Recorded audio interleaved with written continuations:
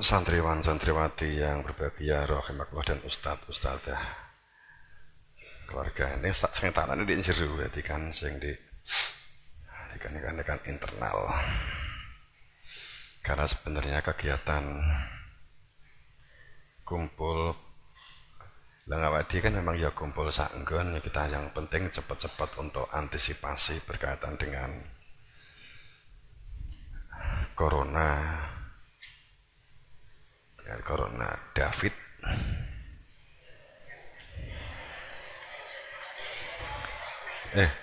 ayo toh David COVID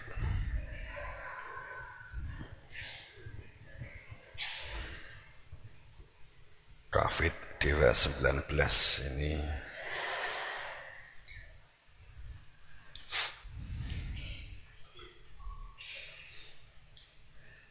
kita tidak bisa kumpul-kumpul rame-rame keluar rumah, kita tidak bisa karena semua warung, rumah makan, restoran semuanya tutup untuk tutup sore.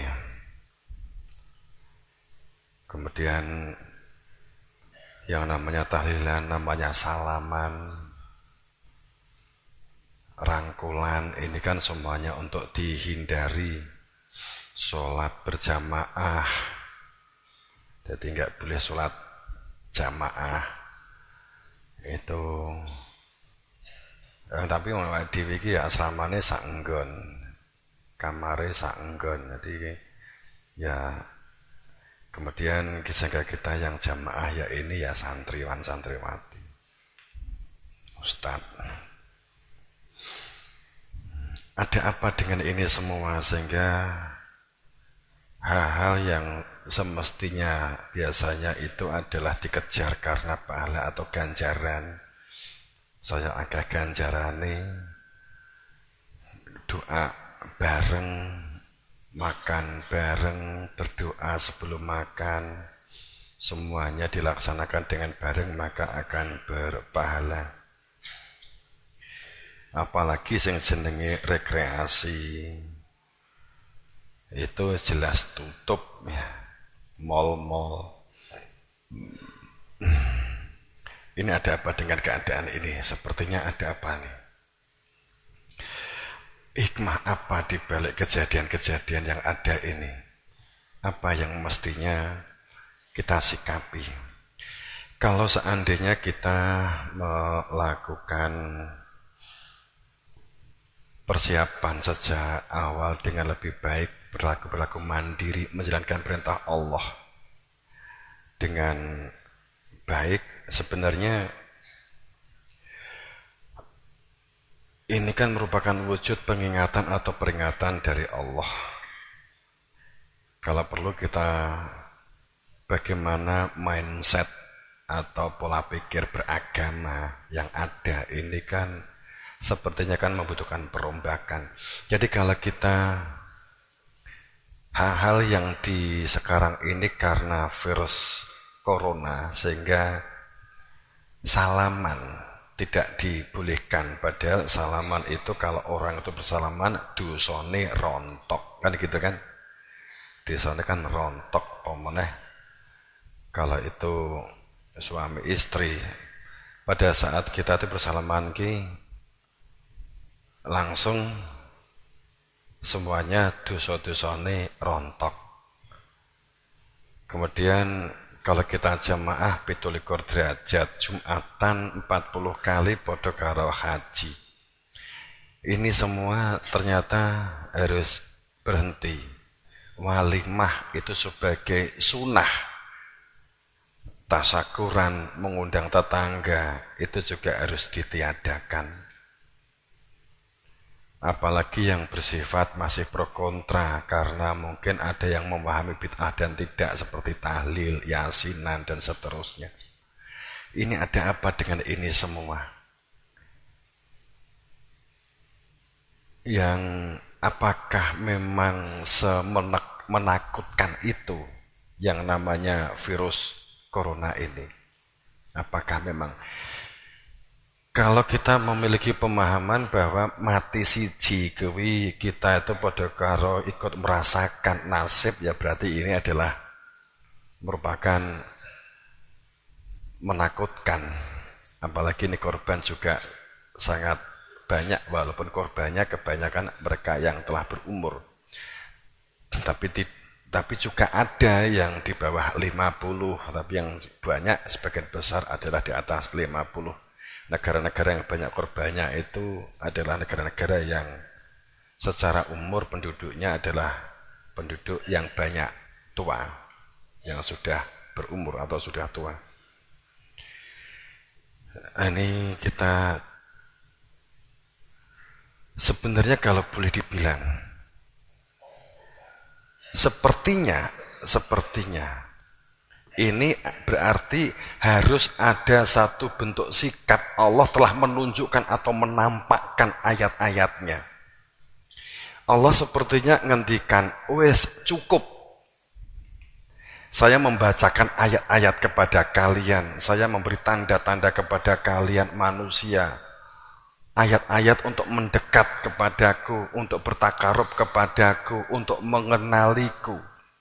Saat ada tanda, kalau kita tuh melihat ada tanda, ya, kowe ki luwe, kemudian kamu berjalan, saat ada tulisan di pinggir jalan, 100 meter rumah makan, kita hanya membaca sebagai ayat-ayat yang sambil lalu. Padahal kita lapar, tapi kita tidak mau mampir. Tanda itu sesungguhnya bagaimana kita tuh supaya mau mampir. Kita supaya mau masuk ke rumah makan itu. Untuk menghilangkan gelapnya lapar. Untuk menghilangkan haus dan dahaganya kekurangan air. Harapannya begitu, tapi kita hanya membaca. Hebat. Allah hebat. Ada tulisan di langit, Allah hebat banget. Iso ngelukis mendung tulisannya Allah subhanallah. Kan gitu ta? Kalau dia mendung enak tulisannya Allah kan? Ya ta? Subhanallah, Allahu Akbar. Nenek tulisannya di langit kok enak tulisannya Allah. Gunung meletus, kemudian asapnya ikut metut der, tulisannya Allah. Kita mesti dibengok-bengok Allahu Akbar. Lah nek mung tulisan tok, kowe nulis di papan ya iso toh. Ditulis Allah kan gitu kan ya iso. Kita melihatnya itu hanya retorikanya saja. Hanya indah, setelah kita melihat indah, kemudian kita merasa akrab dengan Tuhan. Hebat kan Allah, Allahku hebat loh, kan itu saja. Allah telah menciptakan langit dan bumi dengan segala isinya, itu luar biasa hebat. Udah berhenti di situ saja. Sepertinya akrab sekali ngomentari kehebatan Tuhan. Lu maunya Tuhan itu kan ayat-ayat itu dibaca, ditelaah, panggilan. Jadi saat ada tulisan Allah ki golek ana sing duwe jeneng kuwi lho, golek ana sing iso nuduhke sing duwe jeneng Allah, kan begitu mestinya. Iya padha karo kalau pilkada pilihan, entah lurah, apa bupati, apa gubernur, apa presiden, kemudian ditempel di wit-witan, di perapatan, itu kan ditempeli gambari sing calon presiden atau calon gubernur atau calon bupati. Terus kowe ndelok, wah gambar sapa wi?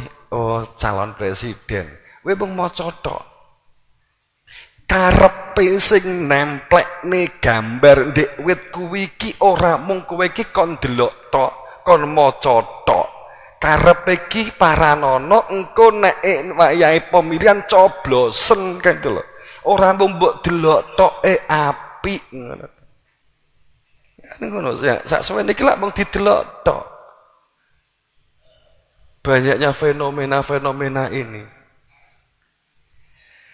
fenomena-fenomena yang sampai pada tingkat yang sekarang ini sudah menjadi wabah. Dikarep iki apa iki bakal ini ya mung diwaca pinter-pinteran karo Gusti Allah. Ini nanti adu cerdas dengan Tuhan. Kita lihat menang mana, ya. Kita lihat adu cerdas manusia dengan Tuhan, kira-kira menang ngendi kira-kira. Nek menawa lo ya menawa kok cerdas Gusti Allah to kira-kira lo ya kira-kira. Iki pendapatku kira-kira kok cerdas Gusti Allah kira-kira. Jadi iki adu cerdas, adu 3I ini. Lah karena buktinya kan sekarang ini yang semestinya semuanya menjadikan numpuk pahala. Ini kalau kita bisa opsi bisa jadikan begitu. Atau bisa jadi ini akan ada konsekuensi setelahnya. Memang ada riwayat pada saat kita terus berjalan jika kena penyakit itu takdir kita tidak melanjutkan perjalanan, kita juga kena penyakit. Dalam hadis Aisyah juga mengatakan bahwa saat di suatu wilayah itu ada taun, ada penyakit, maka jangan datangi wilayah atau daerah itu. Ini memang juga ada hadis-hadis seperti itu. Kemudian kalau di wilayah kita ada penyakit, apakah kita harus keluar kan gitu kan? Ini memang korban memang banyak dan mudah terdampak pada saat di antara ini ada yang kena, maka yang lain kan bisa kena ODP menjadi PDP menjadi suspek, kemudian dinyatakan positif. Kan tahapannya kan itu. Orang dalam pantauan, pasien dampak, pasien yang terkena, kemudian suspek, setelah itu positif. Ini kan tahapan virus corona. Makanya kita berharap semua aktivitas di pondok iki nek ora penting gak sah metu. Dong ya. Aja gampang keluar. Walaupun bukan berarti kita panik. Ya sekaligus ini untuk melatih spiritual kita, melatih pengendalian diri kita, melatih sabar kita. Jadi tidak mudah keluar pada saat kita tidak penting, tidak harus keluar.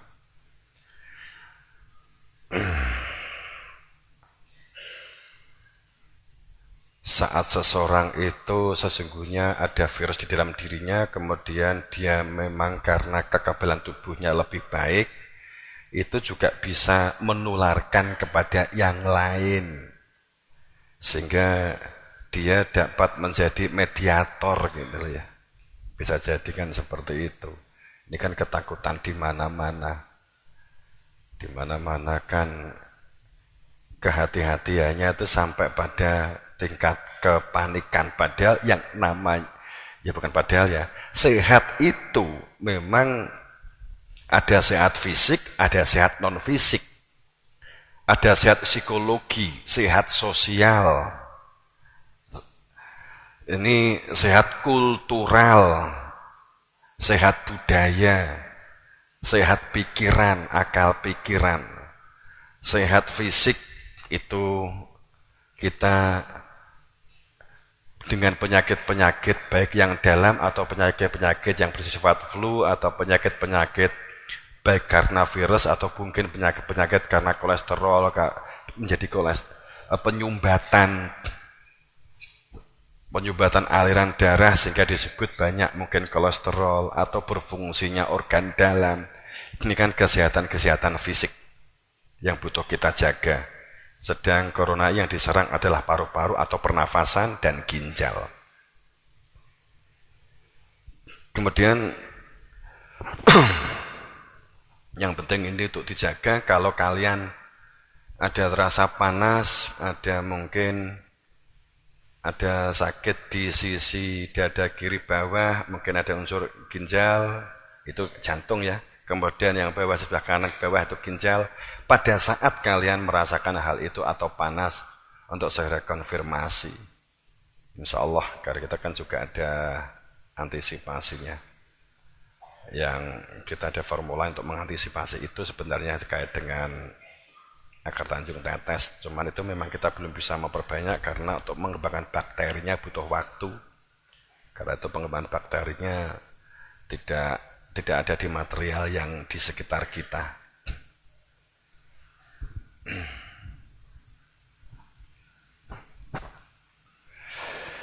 Jadi ini hikmahnya kalau kita melihat yang faktanya bahwa awake dhewe iki akhire ora iso bebarengan, ora iso kumpul-kumpul ya. Diskusi dibatasi, nek kumpul ojo luwih sangka 6 seperti itu ya. Itu yang di luar-luar sana. Ketepatan kalau kita kan memang satu tempat, satu keluarga, ya ora iso menghindari kumpul memang satu tempat. Cuman kan kita kan tidak mengundang dari luar. Dan kamu juga jangan keluar. Yang silaturahim atau anjang sana itu adalah merupakan sunnah atau manjang ke umur. Ini kan mandek kabeh. Berarti untuk manjang ke umur itu silaturahimku mandek. Nek diwalik berarti dengan artinya suspek iku tidak anjang sana anjang sini. Karepe iki ben gak kena penyakit, kena penyakit terancam jiwanya, umurnya pendek. Tapi pada saat bahwa anjang sana anjang sini itu adalah merupakan untuk memanjangkan umur kalau hadis, apakah ini ada konsekuensi ini nantinya? Jadi bareng-bareng apa umurnya itu harapnya pendek kan begitu? Mergo kena silaturahim kan. Ndak, ini joke, ini guyon. Itu pada saat kita melihat karena ancaman ini mudorotnya lebih besar, maka pemerintah mengambil sikap untuk tidak melakukan yang dapat menimbulkan penularan virus corona. Kemudian langkah apa? Sebelum saya ngomong langkah, kita ngomong hikmah dulu. Hikmah. Jadi hikmahnya ini sesungguhnya umat manusia yang pertama membentuk mindset atau pola pikir. Pertama, membentuk pola pikir beragama yang ada. Ini merupakan hikmah yang pertama, membentuk mindset. Bahwa beragama selama ini berhenti pada retorika, beragama itu mung kandhek di nggone klambi, baju, kebesaran agama, kebanggaan beragama melalui pakaian, juga budaya-budaya itu dimasukkan menjadi bagian dari agama. Ini sepertinya Allah memberikan kesadaran kepada kita bahwa beragama itu bukan masalah retorika, bukan masalah pakaian, bukan masalah baju dalam pengertian baju-baju lahiriah. Kemudian juga mindset perihal contoh pamannya masjid. Karena dilarang di dalam masjid. Sholat seyogyanya tidak berjamaah dan cukup di rumah. Memberikan pemahaman bahwa yang jenenge masjid, sajadah, tempat sujud sajadun itu adalah dodonya sendiri-sendiri secara hakikat, dan secara majas seluruh bumi kita menginjak itu adalah sujud, tempat sujud, dan secara hakikat tempat sujud itu Tuhan sendiri. Atharu sujud, bekasi sujud itu orang yang mau memakmurkan buminya, melakukan penataan tata kelola berdunia. Ini bukti asar sujud atau bekas sujudnya wong sing taat lan patuh kepada Tuhan. Ini membongkar paradigma ini bahwa yang dikatakan masjid bukan masalah bangunan yang dibuat oleh manusia,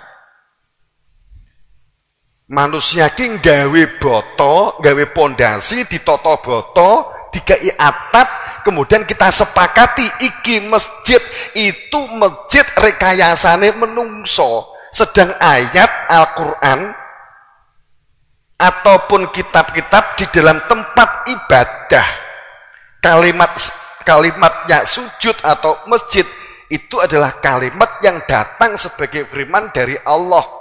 Jika yang dikatakan masjid itu mestinya bukan karena rekayasa kesepakatan manusia bahwa masjid itu identik dengan bangunan.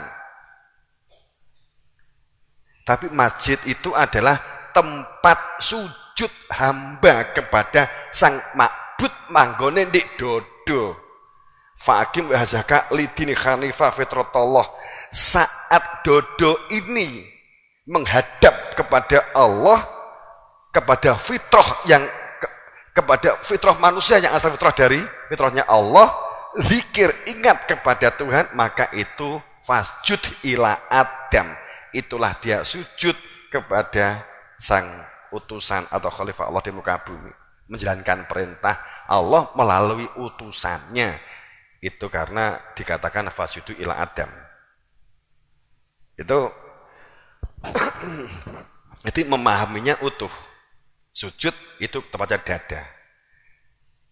Saya katakan enggak semata-mata loh ya. Ning nek difahami mung semata-mata gegeri masalah masjid, kayak masjid golongan kae, kayak golongan kae aku moh. Itu mergo dikira masjid kuwi bangunan. Sebagai contoh ini.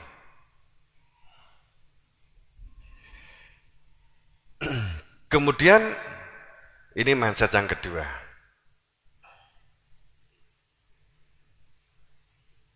Mindset yang ketiga, membentuk pola pikir bahwa beragama itu bukan masalah semata-mata, bukan masalah budaya atau kebiasaan, bukan masalah kultural. Tapi inti kita menjalankan atin dalam membuktikan keimanan, dalam berperilaku keselamatan atau Islam. Perilaku yang dibangun itu bukan masalah retorika tekstual, buku-buku, kitab-kitab atau ahli kitab, bukan ini. Ahli kitab itu sopo toh? Orang yang beragamanya buku, beragamanya tekstual, beragamanya retorika, beragamanya katanya ke katanya, dari tulisan sana, tulisan sini, dibaca, membentuk dirinya. Kemudian dia merasa bisa membaca. Kemudian dia merasa berhak dan wewenang menyampaikan. Agama bukan masalah tekstual, agama bukan masalah buku. Namun yang Anda ingat, walau ahli kitab, seandainya wong sing pinter kitab, wong sing pinter buku itu beriman, maka dia lebih beruntung. Begitu firmannya. Aktsarum, kebanyakan mereka fasikun, sayang. Begitu ayatnya kan begitu. Jadi ini menanggalkan ego kepandaian dan kepintaran sebagai hamba Allah.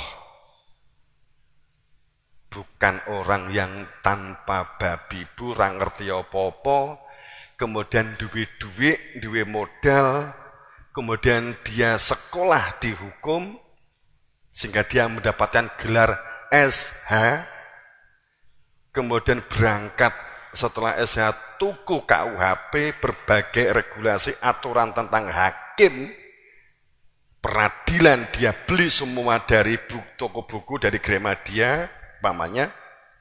Selesai dia baca, dihafalkan, kemudian setelah itu dia berangkat ke pasar tuku kopiah, tuku sorban, kalau itu ngomong kiai umpamanya begitu ya, ngomong.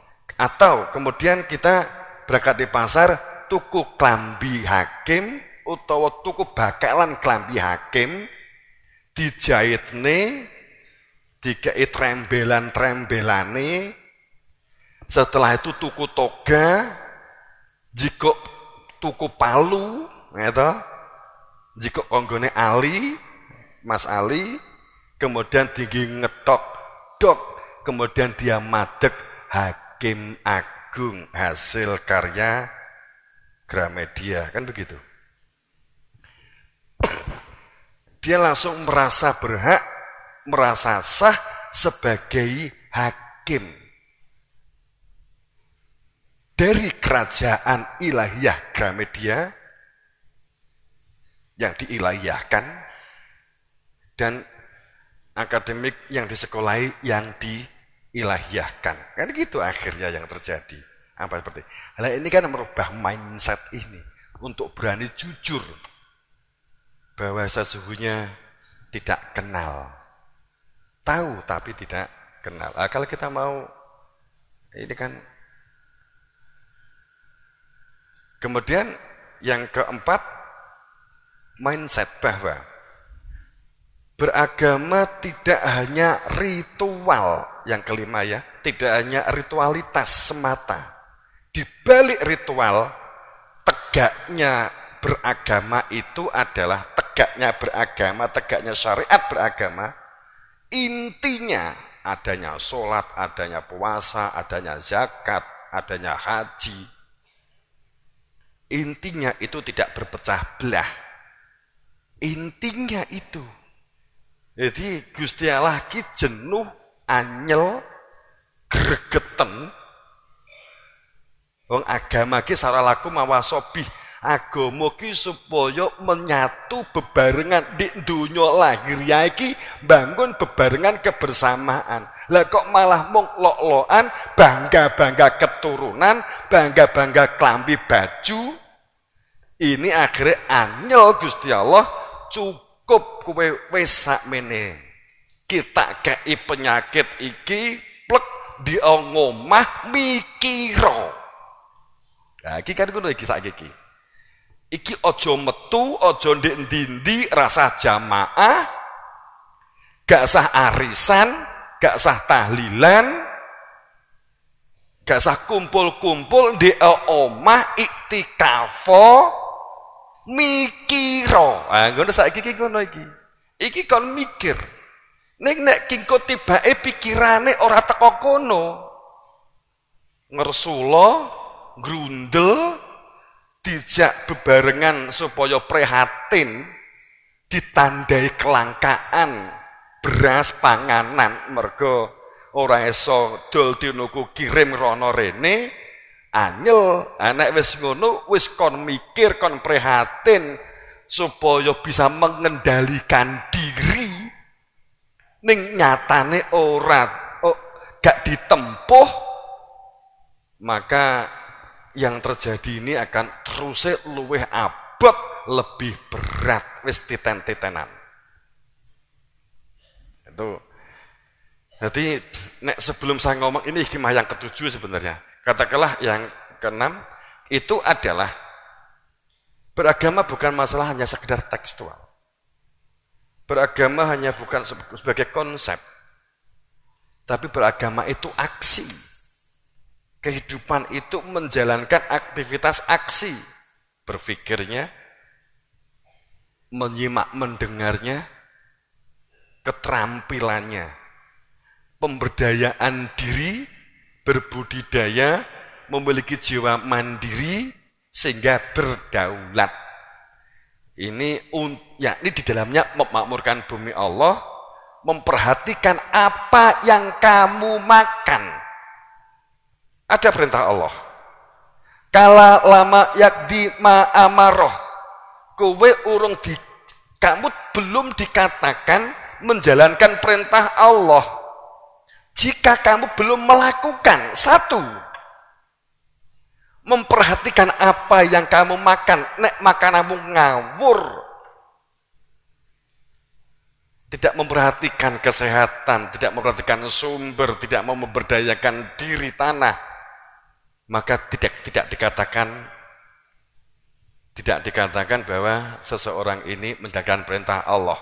Wa angsakum minal wa angsa'a, dia yang menghendaki angsa'akum kepada kamu berada di bumi Maka wasta'murkum fiha, maka jadilah pengelola, pemakmur dan pengelola. Bagaimana menjadi pemakmur dan pengelola? Yang pertama, wastaghfiruh, berada di dalam perilaku sikap ampunan. Ini merubah mindset sekaligus. Jadi wastaghfiruh, karena kalimatnya itu wasta'marakum fiha, jadilah pengelola dan pemakmurnya. Kemudian wastaghfiruh, lho nek kowe iki muni istighfar terus, apa jenenge melakukan penataan? Masuk enggak? Nyaut enggak? Kalau kamu itu diperintah Allah untuk menjadi pengelola bumi, ya setingkat mampu, setingkat levelnya kita masing-masing. Kemudian wastaghfiruh, kita untuk menjadi orang yang wastaghfiruh, beristighfar. Dan beristighfarlah. Apa kira-kira istighfar itu mengelola, enggak nyapu-nyapu mengistighfar kok terkelola? Tanduranmu tukul, bar nandur, lombok, biji mbok uncale, kemudian mbok istighfari, astagfirullahaladzim, astagfirullahaladzim, astagfirullahaladzim. Sesuk mbok tekani ngono neh, astagfirullahaladzim. Mbok mati, astagfirullahaladzim.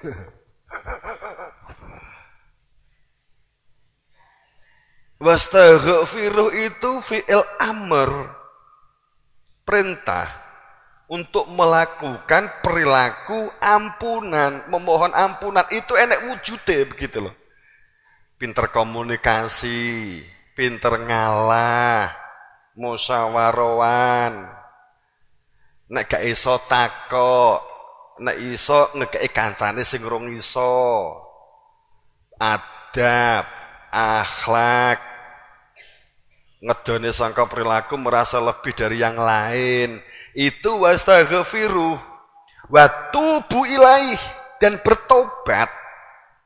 Bukti tobat ki apa? Allah telah menganugerahkan saat kita lahir di bumi itu tangan, kuping, mripat. Iki duduk masalah apa lagi? Iki sam'a, absor, itu duduk masalah sekedar kuping dalam pengertian fisik, mripat dalam pengertian motomu, kan gitu kan, bukan itu. Bukan sekedar mripat dalam pengertian lahiriah, afidah otak untuk berpikir, kemampuan bernalar. Nah, ini yang dikatakan tubuh ilaih, memberdayakan diri dan berbudidaya. Memberdayakan itu apa yang anugerah yang lengket dengan kita, mata dan seterusnya tadi, organ tubuh. Budidaya itu, berbudidaya itu kaitannya dengan anugerah yang ada di luar kita. Tanah, biji, tanaman, dan itu kan anugerah untuk dikelola menjadi sebuah produktivitas tertentu misalnya. Itu adalah kita melakukan berbudidaya. Ini kan diabaikan, jadi mindset ini itu diabaikan. Sehingga masalah tanaman, tandur, mengelola bumi, ini dianggap tidak beragama. Jadi korupsi, nyolong, KKN itu tetap, sholatnya ya tetap. Sing nek salat tinggi nyaur, sing tahu dicolong dek kene, wis tak korupsi, iya tapi wis tak tutup wong aku wis salat berturut-turut 8 hari berturut-turut, salat 40 dadi iki dosaku wis ilang. Hitung-hitungan ngene iki mergo agama sak suwene iki. Itu loh ya. Nah iki di karo Gusti Allah di mindset iki, di set ulang, men-set keyakinan. Garek gelem kok gak menungsone di donya iki. Nek gak gelem ya saya dawa, nek mandek gantine luwih hebat. Ini jika kita melakukan mindset ini. Jadi mindset beragama tidak hanya masalah lahiriah jasadiah. Kalau seandainya mindset beragama kita sejak awal itu adalah merupakan pola kemandirian dan kedaulatan, mungkin kalau kita beli Solo, mungkin nggak terjadi seperti ini. Sudah canggih dalam mengatasi dan mengantisipasi segala sesuatunya. Contoh wae. Ini bukan berarti ngeluh, bukan berarti ngudoroso, enggak. Seandainya tahun 2000, 2002, 2004, saat sampai 2015, katakanlah 2014, seandainya jamaah dhewe iki lho, itu ket awal wis nanem polo pendem, nanem empon-empon, ya kan jenuh dijabuti neh kan gitu, mereka gak menghasilkan. Wong sudah dikatakan bahwa nandur kuwi pahala, ojo mikir hasilnya kan gitu kan. Nek gak panen enggak berarti itu enggak ditompo sebagai amar perbuatan, kan begitu mestinya. Karena wastakmarkum fiha. Karena kalau lama jirim amaroh. Fal insan ila amih, apa yang dimakan itu diperhatikan. Kalau ini dilakukan, jamaah sekarang kaya loh. Pangapunten, mesti duwe sangu. Gak do sambat kaya saiki. Ki jamaah wae sing sambat, wali akeh sing sambat. Mergo bakulane gak payu, gojeke do gak payu, warunge do tutup, kopi iku sing akeh pemasukane ki bar magrib. Hampir semua jamaah cerita pas palingan wingi karo malam Jumat, aduh mayai, biasanya yang banyak orang ngopi kuwi bar magrib nganti teko jam 12. Sakniki jam 7 pun diorak-orak kon tutup. Kan ngono sih sakit terjadi. Ya memang karena untuk mengantisipasi virus. Sehingga akhirnya enek sing loro anake ora iso nambani dan seterusnya. Ning seandainya kita ngomong, nek sejak pada saat kita gembar-gemburkan do nandur empon-empon, saiki do panen, regane saiki iki ya melonjak pesat karena empon-empon, kencur, jahe, kunir, dan yang lain ya, itu cukup efektif membentuk antibodi, mungkin ditambah akar-akaran, mungkin ditambah rempah-rempah, ditambah garam sebagai unsur mineral tinggi. Lah ini kan seandainya sejak awal nandur, panen saiki. Mula akeh sing jatokno Pak Yai, kan akeh sing ngono gitu loh, jatokno. Ya jatok iki ora kena dibaleni wong jenenge jatok.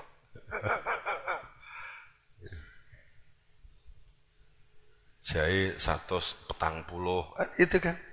Dapat 130.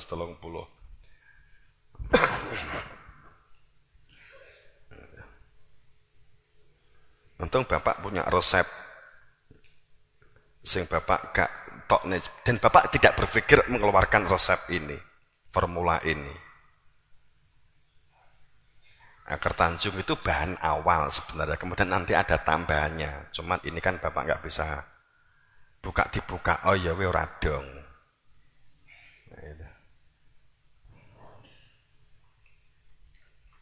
Yang testimoninya mengagetkan.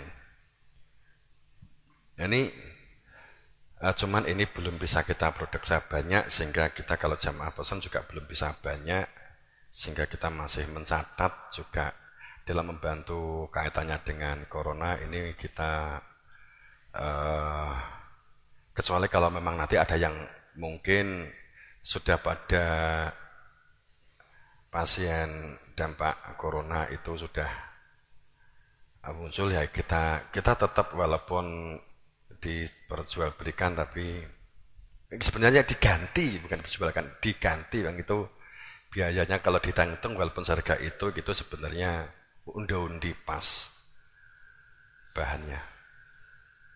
Itu kita nggak jual beli, walaupun kita urus BPOM-nya, harapannya untuk lebih banyak yang dapat memanfaatkan itu. Jadi itu bahannya memang nggak, seandainya dibuka juga kamu nggak akan bisa buat sendiri, itu nggak bisa. Jadi kalau yang kamu bisa buat kan nutritan, mungkin kan sama akar tanjung, itu bisa. Ada bahan yang tidak, yang agak sulit. Nah, ini kembali, sehingga seandainya itu sudah luar biasa, karena sejak tahun 2002 saya sudah gembar-gembar tentang pola pendem dan pon-pon. 2012, 13, 14 juga masih. Kemudian 2014 akhir mulai pola pendem sering diungkap. Gitu. Sebelumnya kan banyak pon-pon. Nah, ini kembali ya, ini kalau kita katakanlah hikmah. Setelah ini apa lagi? Kan mengarah kepada pola pendem ya, jadi kan begitu. Jadi hikmah yang ketujuh itu adalah hikmah terbesarnya, ya tafakur itu, menelaah diri, mencermati diri. Ada apa dengan kejadian ini? Kita untuk mengoreksi diri kita tidak bisa sambil lalu. Kita harus berani jujur. Hikmah yang ketujuh itu harus berani jujur, harus berani rasional, harus berani masuk akal. Karena bahwa tu'minu billah, iman kepada Allah wal yaumil akhir, dan iman kepada hari akhir itu hanya dengan biiznillah, hanya dengan izin Allah. Wes jenenge izin tu izin. Bak majrur menunjukkan bahwa harus ada izin, berarti ini Allah tidak menampak, maka membuat utusan. Saat zaman Nabi Muhammad itu sebagai bagian dari dengannya Tuhan, itu adalah dengan Nabi Muhammad. Nabi Isa saat Nabi Isa, antara Nabi Isa karo Nabi Muhammad ya ada tetap nggak akan berhenti ini. Nek kosong kiamat. Walaupun hanya satu orang, dua orang, tetap akan ada. Nggak mungkin kosong. Dari pengajar ilmu tauhid, ilmu nubuah, itu nggak akan kosong. Hanya saja karena menungso ora butuh, cukup beragama dengan bacaan, cukup beragama dengan retorika, cukup beragama dengan lomba-lomba, sehingga yang namanya tauhid tidak pernah muncul ke permukaan. Itu nggak akan pernah menampak, dikarenakan memang tidak ada yang minta. Itu maka pada saat akan ada kejadian besar kedua, atau Allah akan menghendaki untuk ditampakkan kembali, maka itu ke permukaan kembali. Ja'al haq wa zaqal batil, sehingga yaumul qiyamah, hari pemurnian. Jadi mindset iki untuk bertafakur ini memang sebenarnya sudah menjadikan guru-guru atau sunatul awalin, sunnah Allah yang diberlakukan seperti orang-orang umat di zaman masa lalu, terulang kembali toh. Kalau kita mau jujur, mau rasional, mau masuk akal, itu terulang. Kita sekarang itu percaya kepada Nabi Muhammad. Kita itu mungkin ngeloknya orang-orang yang jahiliyah, ngeloknya orang-orang yang tidak bisa menerima Nabi Muhammad. Tapi di zaman Nabi Muhammad seperti yang saat ini sama. Umatnya nggak bisa menerima keberadaan Nabi Muhammad karena setelah Nabi Isa nggak ada pelanjut. Nggak mau menerima Nabi Muhammad sehingga terjadi perang kan gitu. Sampai Isra Mi'raj mulai keadaan agak berbalik. Zaman Nabi Isa lebih parah. Zaman saat Nabi Musa digendaki Allah ditampakkan, yang terjadi umat tidak bisa menerima walaupun mereka meminta kehadiran.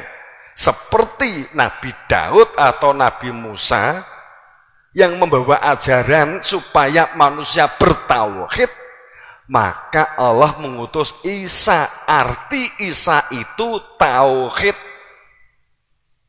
Mesias itu yang wenang mengusap untuk orang beriman. Dalam maknanya itu Mesias itu diraupi, diurapi, sah dia dalam iman. Ini ditunjukkan awalnya adalah makrifat. Kalau di Inggris Yohanes tersebutnya adalah awalnya adalah kata, inisiasi kata perihal dialah cahaya, cahaya itulah Allah. Kan itu sama. Di Bhagavad juga sama. Saat Nabi Ishak mengungkap sulit diterima, dia tidak menampakkan nama, dia hanya mengatakan ajaran Ibrahim atau ajaran Bapak kan sama. Nah ini yang terulang, selalu mengatakan wes cukup, gak enek neh Rasul, gak enek nek saiki enek ngaku-ngaku, terus begitu. Nabi Daud muncul, itu orang gak mau menerima karena Nabi Musa wes berakhir. Saat zaman Nabi Musa muncul, ini jaraknya cukup jauh toh. Yang ada adalah zaman Nabi Dzulkifli, gak ada lagi. Begitu terus begitu. Dan banyak yang terusir dan tidak sedikit yang dibunuh. Kenapa pindah-pindah tempat? Itu karena selalu diuber-uber, dikejar-kejar. Kalau saat Nabi Musa juga enggak lama. Itu kan termasuk parah. Nabi Isa itu sebentar. Ya, kalau sekarang ini begitu, kita kan mestinya ayatnya karena menunjukkan itu ada. Wa tabi sabila man anaba ilaya, itu selalu ada. Wa arsal rusulahu bil huda wa dinil haq liyudhiru ala dini kulli, itu selalu ada.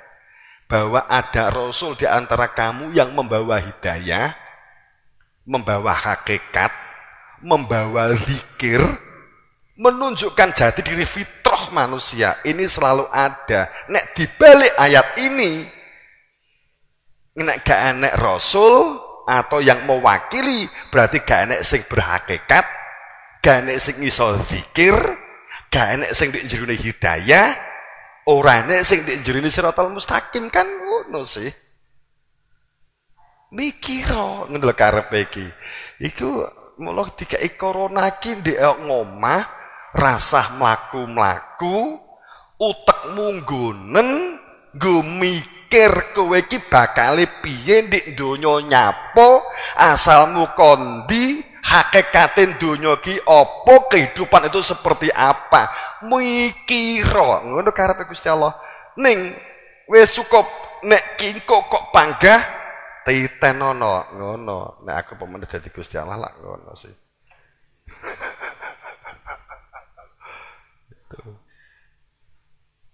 Ayatnya jelas biangkat di gini surat Nisa itu. Karena kehidupan di gini surat Nisa 38. Karena kehidupanmu, kehidupan manusia itu dikungkung, dikendalikan orientasi ekonomi, orientasi riya, sum'ah, ujub dan takabur, orientasi dunia untuk dunia. Maka hidupmu dikendalikan oleh setan. Apa dikendalikan setan tuh?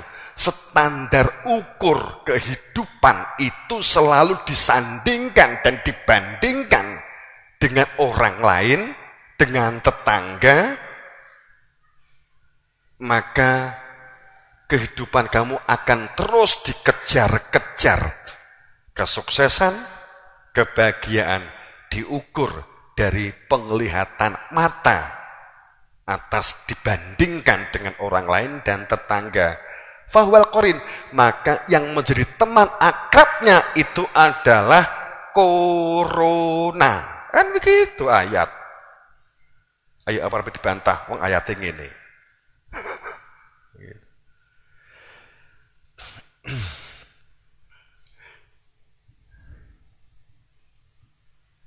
Di surat gini, surat Zuhruf juga sama, surat Az-Zuhruf 36. Nah iki beda. Sopo berpaling waman yang sya'an dzikri rahman. Siapa yang berpaling dari ingatan dia sebagai hamba yang Allah telah memberikan anugerah Ar-Rahman, pendengaran, penglihatan, otak untuk mikir, tanah untuk ditanami, air untuk dikelola, sungai untuk dapat mengairi, waman yaksha'an dzikri rahman, maka hidupnya selalu dikendalikan setan, fahuwal qarin, dan dia setan itu menjadi teman akrabnya, maka muncullah yang disebut virus David, virus COVID-19. Itu kan jelas banget ayatnya kan seperti itu.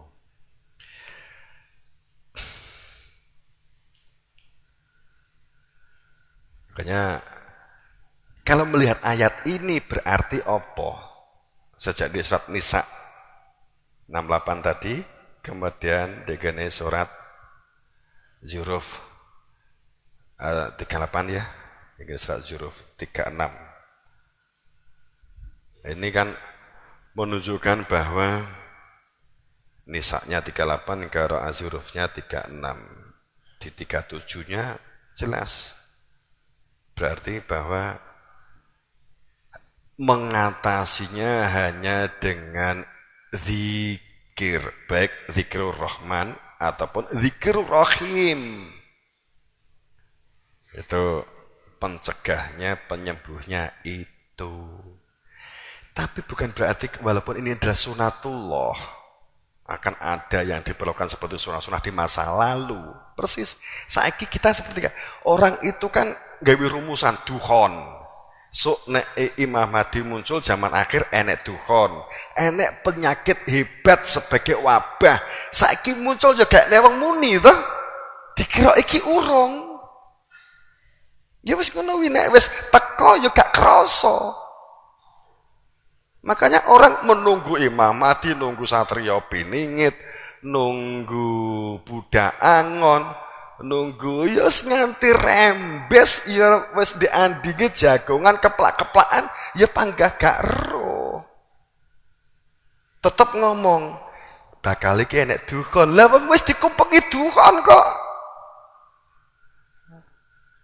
Dukhon itu zona merah. Dukhon itu zona merah. Kalau kita datang, kita akan kena penyakit. Dikhawatirkan kita kena penyakit. Kena dukhon, kabut. Lah, Australia kebakaran jutaan ya bukan dukhon toh. Nek basa Jawa ini dukhon itu duka.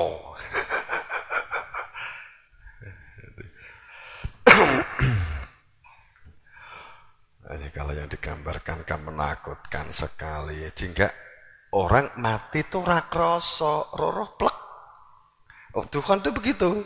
Jadi dikupengi dukhon saat itu meninggal itu enggak terasa sakitnya, enggak sehebat kalau orang itu penyakit.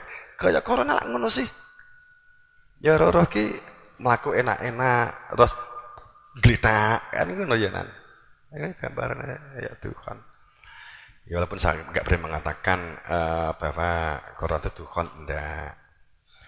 Tetap kita antisipasi, kita tetap mencari pencegah. Orang untuk sembrono, wong sembrono ki semuji, wong sembrono ki sombong. Allah itu enggak suka mereka yang sombong. Ghairil maghdubi alaihim waladdallin amin. Jadi Allah itu murka kepada mereka yang maghdub. Jadi tidak menjadi orang yang dimurkai dan juga menjadi orang yang tidak menjadi orang-orang yang di dalam gelap. Kalau maghdub itu wong sing dimurkai, wong sing roh kemeruh. apa nek jadi orang yang roh tapi semuci, sombong, merasa iso diaku isane, pinter diaku pintere, itu tidak menunjukkan pengampian. Kalau dolim itu orang sing ora roh ning kemeruh. Nah, itu. Wong janjane iki ndek gone peteng, grayah-grayah ning pedine gak jamak. Itu dolin itu. Jadi ora roh apa-apa, ndek gone peteng dedet, grayah-grayah. Kemudian roh iki sate iki teh topak enak iki dicokot yes. Enak iki tapi mergo gak tau dicokot ya tetep definisine iki panggah sate ya panganan urung wayahe esuk wae nek wis mati mlebu surga kan gitu tuh dalem di prasangka di jerone peteng sehingga dia mengira-ngira tafsir-tafsir muga-muga bener itu berada di dalam gelap. Itu selalu muga-muga ning yakin lucu toh. Muga-muga iki kopi. Iki pemaning ngene iki ya. Yakin iki kopi. Kopi iki ngene seruwi to kopi gitu loh. Terus nek besok sadar ya umul kiamah nek meninggal digelegek. Aduh tipe banyu putih kan begitu.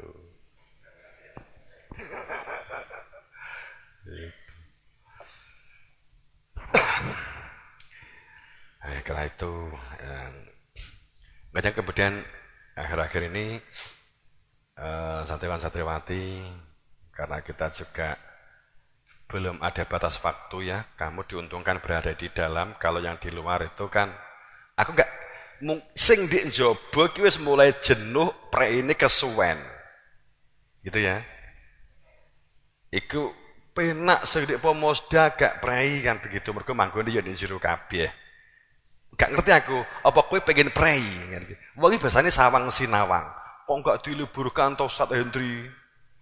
Kok gak diliburkan to Ustaz Tonggo sing SMP kan gitu. Pengen dilibur nih. Ning ndek kono-kono kuwi libur dikei tugas.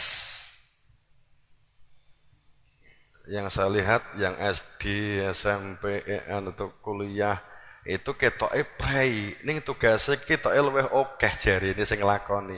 Anguk mlebu jarine. Gitu. Itu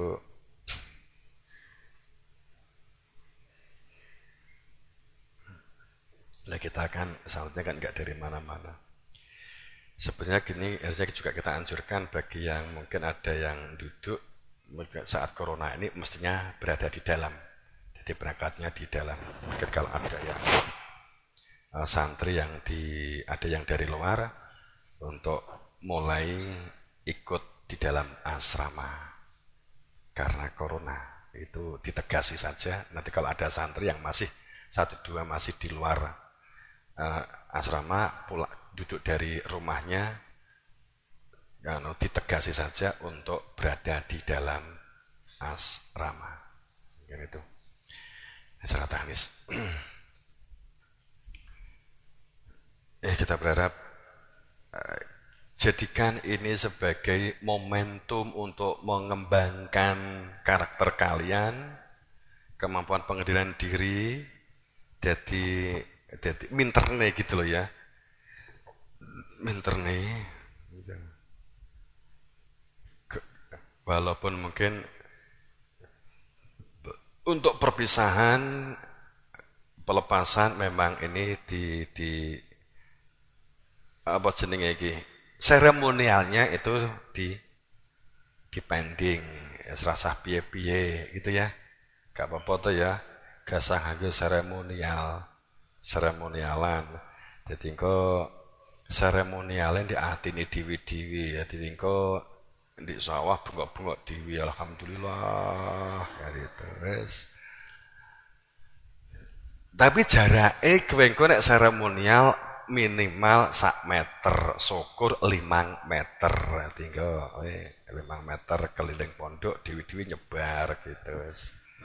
Kena cedek, kena corona. Itu yang jangan menganggap enteng corona, tapi jangan panik. Insya Allah kita akan ada. Alhamdulillah dari testimoninya, alhamdulillah bagi yang TKI TKW juga alhamdulillah jamaah kita dan masyarakat yang bersinggungan dengan kita alhamdulillah aman.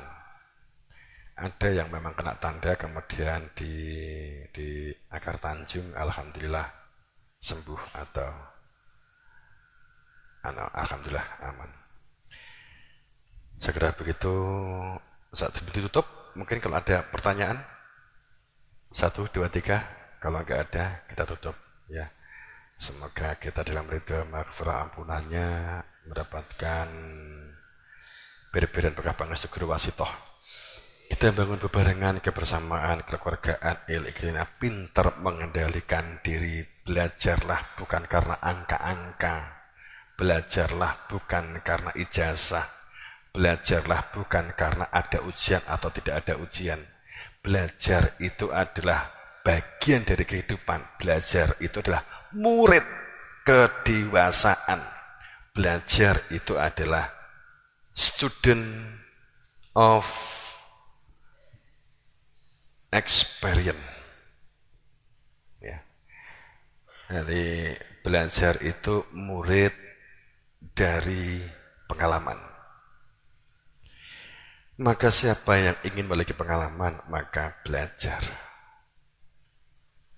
Itu adalah sesuatu yang butuh Anda kembangkan, Anda latih, sehingga tanpa dengan pamrih menjadi manusia-manusia yang tulus, jujur, dan ikhlas. Sekali lagi, semoga mendapatkan beri-berian berkah sahabat pangestu guru fasitoh dalam syafaat Rasulullah sallallahu alaihi wasallam. Ihdinas siratal mustaqim bil haq. Assalamualaikum warahmatullahi wabarakatuh.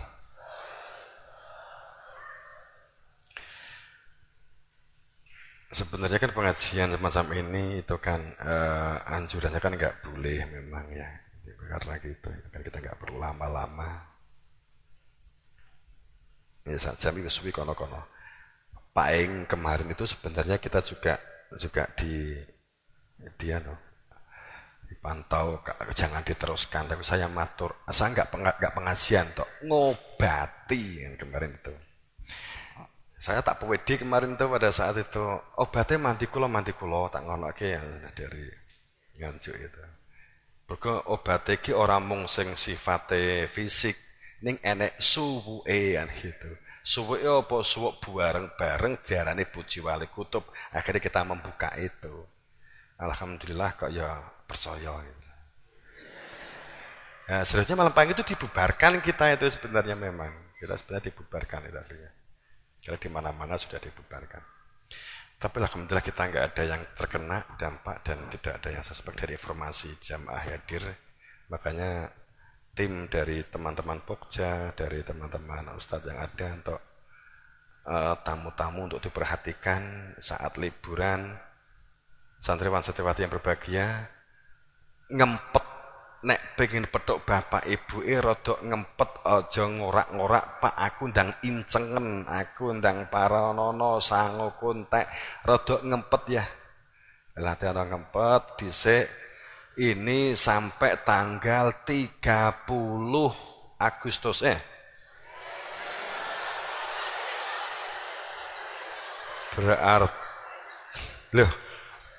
berarti kalian nanti itu nggak boleh kemana-mana, nggak ada lebaran karena sampai 30 Agustus. Lah tanggal piro? Cewekmu tanggal piro?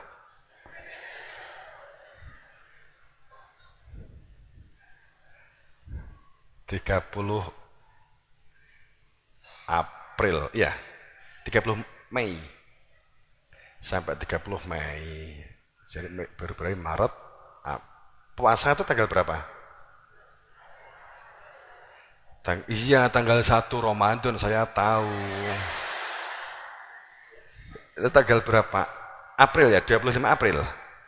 Berarti sampai tanggal 30 Mei itu dalam posisi, tapi ini belum pasti, sementara ini adalah sampai tanggal 30 Mei liburnya sekolah di mana-mana itu, tapi itu bisa jadi diperpanjang. Kalau memang 30 itu berarti nggak boleh keluar dari rumah kemana-mana, artinya bahwa kamu puasa dan lebaran di sini, nggak pulang. Lah, lah memang lockdown ya, jadi kan numpak bis gak entuk. Numpak sepur gak entuk, numpak bis gak entuk. Nek alasanmu ki mergo liburan gak entuk.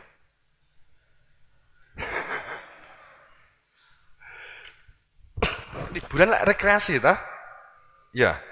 Ya berarti asal. Jadi nek acarane itu mergo penting sing kelas 3 tamat mulih mergo ijab itu entuk.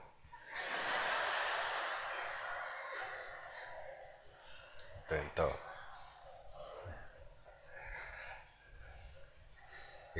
Itu alhamdulillah pemerintah juga menganggap penting ijab itu. Jadi itu boleh. Tapi nek liburan sekedar keluar karena liburan nggak boleh.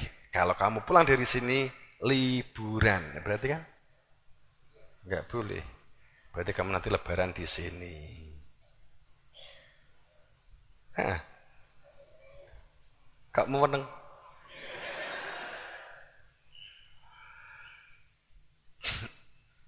Nanti seandainya liburan yang penting kalian juga hati-hati, waspada. Karena semuanya dalam pantauan dan ini semakin ketat. Kalau sekiranya ini akan terus bertambah, akan semakin ketat. Sekarang ini sekitar 800 berapa berita terakhir tadi, 860 apa berapa begitu. Ini jika sudah sampai nembus 2000 maka sudah mulai adanya lockdown. Nah, lockdown sudah nggak bisa kemana-mana, berarti berada di dalam rumah. Tapi itu hikmahnya tafakur, oke? Gitu ya, siap ya? Oke, ayo kita bangun bebarengan demi kebangkitan kita semua. Semoga bangsa kita juga segera terlepas dari keadaan ini, situasi yang sulit ini. Dan semoga kita semua dalam ampunannya dan dalam kesadaran oleh Allah ditarik dengan fadl dan rahmatnya sehingga menjadi hamba-hamba yang sadar. Ihdinas siratal mustaqim bil haq. Assalamualaikum warahmatullahi wabarakatuh.